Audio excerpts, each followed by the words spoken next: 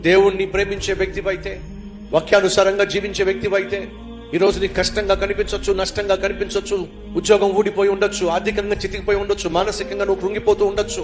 నీ జీవితంలో, నీ కుటుంబంలో, నీ శరీరంలో నువ్వు ఎన్నడూ ఊహించినటువంటి మార్పులు వస్తూ ఉండొచ్చు. వీటన్నిటిని చూసినప్పుడు నా జీవితంలో ఎందుకు ఇలా జరుగుతుంది, ఎప్పుడు జరిగినటువంటి కష్టము, ఎప్పుడు జరిగినటువంటి అనేక అననుకూల పరిస్థితులు గుండా నేను వెళ్లాల్సి వస్తుంది.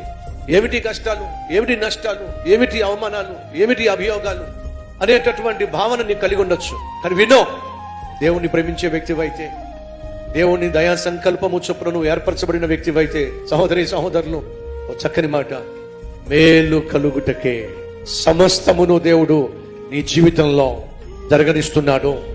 అనగా నీ జీవితంలో నీ కష్టంగా అనిపించవచ్చు, నష్టంగా అనిపించవచ్చు, ఇరుకు ఇబ్బందిగా అనిపించవచ్చు. వినో, వాటన్నిటినీ కూడా దేవుడు మేలుకరంగా, ఆశీర్వాదకరంగానే మార్చేస్తాడు అని వాస్తవం నువ్వు తెలుసుకుంటే మంచిది. Download ShareChat.